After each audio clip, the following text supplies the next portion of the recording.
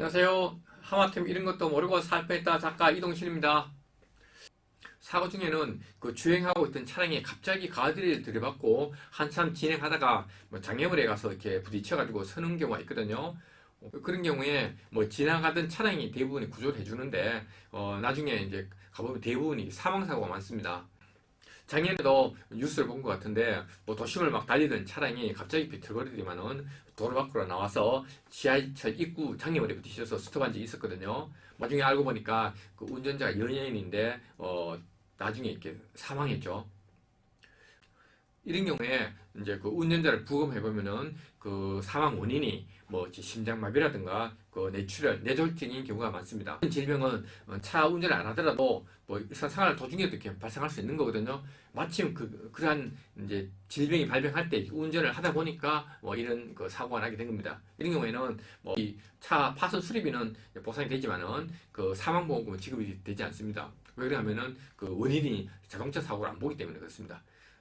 그런데 사망이 아니고 부상이라 그러면은 부상에 대한 치료비는 보상받을 수 있겠죠. 사실 이런 그 뇌졸중이나 심장마비는 부검을 해서 금방 밝힐 수가 있는데 아주 애매한 경우가 있습니다. 우리가 이제 기왕증이라고 하는데 기왕증이 뭐냐면은 사고 이전에 갖고 있던 그 질병을 말하는 거거든요. 기왕증이 많이 있는 부분이 폐행성 변화가 많은 쪽이 이제 관절인데 관절 중에서도 이제 척추관절, 그다음에 무릎 관절, 경관절이 그 퇴행성 변화가 상당히 많습니다. 왜냐하면 어깨 관절 같은 경우에는 가장 인체에서 많이 쓰이는 부분이고 무릎은 이제 그 신체 하중을 체중 하중을 받으니까 이게 퇴행성 변화가 오고 목이나 허리는 디스크 그래가지고 우리 인체에서 가장 또 쉽게 온 관절 질병이거든요.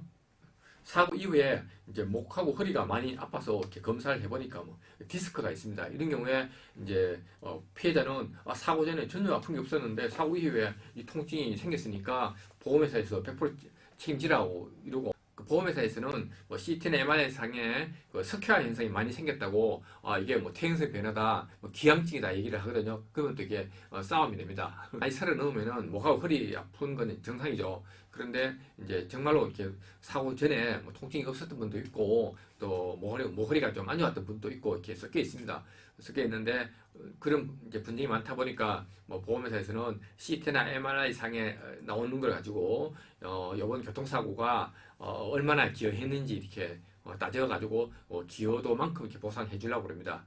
근데 문제는 이제 그 기여도 판정을 의사가 하는데 이제 보험회사 그 자문의가 있고 또 피해자는 피해자대로 치료의사한테 이렇게 자문을 받아가지고 치료 의사는 교통사고 때문에 그렇다라고 하고 자문의사는 교통사고도 있지만은 피해자가 원래부터 이렇게 가지고 있던 지병이 원인이 크다라고 해서 서로 이렇게 그 기여도에 대해서 좀 의견이 있는 경우가 많습니다. 그래서 관절 부분에 그 기왕증 분쟁이 많다 보니까 약관에서도 명시를 해놨습니다. 약관 내용을 한번 읽어보면은 기왕증으로 인한 손해는 보상하지 아니한다. 다만 자동차 사고로 인하여 기왕증이 악화된 경우 기왕증이 손해에 관여한 정도를 반영하여 보상한다.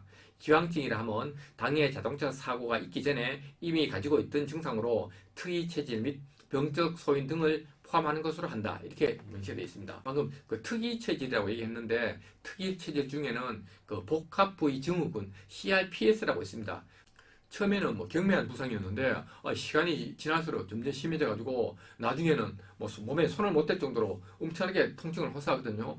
그걸 CRPS라고 하는데 또 희귀 질병이라고 합니다. 이런 경우에 피해자 측 그 체질적 소인 관여도를 40%로 받고 가해자 책임을 60%로 제한하는 판결이 있습니다. 이런 경우에 사고 낸 가해자도 나중에 보험회사에서 통보하면 납득을 못하고 그다음에 또 피해자는 피해자대로 불만이 많죠. 그 전에 전혀 아무런 문제가 없었는데 사고 때문에 이렇게 심각한 상황이 왔는데 자기한테 40% 책임지라고 하니까 상당히 억울하죠. 이와 관련해서 대법원 판결문도 한번 읽어보겠습니다. 대법원 판결을 한번 보면은 가해 행위와 피해자 측 요인이 경합하여 손해가 확대된 경우에는 그 피해자 측이 체질적 소인 또는 질병의 위험도와 같이 피해자 측의 귀책 사유와 무관한 것이라 할지라도 당해 질환의 태양 정도에 비추어 가해자에게 손해의 전부를 배상시키는 것이 공평의 이념에 반하는 경우에는 법원은 그 손해배상을 정하면서 과실상계의 법률에 유추 적용하여 그 손해의 발생 또는 확대에 기여한 피해자 측 요인을 참작할 수 있다. 대법원 2008-1576 판결입니다. 그럼 그 사고와 부상과의 그 인과관계 그 판정하는 방법이 있습니다. 그 외상 기여도를 판정하는 방법에는 일본 그 교수 와타나베 방법이 있고, 그다음에 우리나라의 문국진 교수님 방법이 있고, 그 임광세 교수님의 기여도 산정 방식이 있습니다.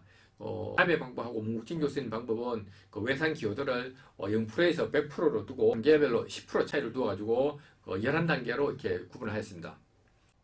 그 임광세 교수님 방식은 5단계인데 외상하고 그 부상 사이에 인과관계가 전혀 없으면 0%, 그 다음에 그 외상의 기여도가 절반이다 그러면 50%, 그 다음에 그 인과관계가 확실한 경우에는 100%로 했습니다. 그리고 이제 그 0%하고 50% 사이 중간을 25% 뒀고 50%에서 100% 사이 중간을 75%로 해가지고 총 5단계로 이렇게 구분하였습니다. 실무에서는 이 세 분 걸 이렇게 혼용해가지고 그때 상황에 따라 이렇게 쓰는 것 같고요. 여기 있는 것처럼 분쟁이 생기면은 제3의 병원에 가서 감당하라고 그러는데 그것도 이렇게 간단하진 않아요. 왜냐면은 보험회사에서 지정한 병원에 가라면은 환자가 반발하고 또 환자가 지정한 병원에 가자 그러면 보험회사가 안 가려고 그러고 그런 부분이 있거든요. 그래서 보험회사하고 이제 피해자하고 실랑이를 하다가 이제 협상안으로 이제 주로 사용하는 방법이 보험회사가 이제 그 병원을 정하면은 환자가 그 대학병원에 있는 의사 한 분을 이렇게 선정하는 거고, 반대로 이제 그 피해자분이 병원을 선정하면은 보험회사가 그 병원에 있는 그 의사분을 이렇게 그런 절충안을 많이 사용합니다. 이것마저 서로 양보 안 하면은 소송을 가서 법원이 정하는 제3법병원에서 감정하게 되는데 웬만하면은 서로 조금씩 양보해서 소송까지 가지 않고 이렇게 해결하는 방법이 좋을 것 같아요. 하여튼 오늘은 요 교통사고 이후에 분쟁이 많은 그 기여도에 대해서 이렇게 말씀을 드렸고, 오늘 처음 방송 들으시는 분들 구독 부탁드리고 이렇게 마치겠습니다. 감사합니다.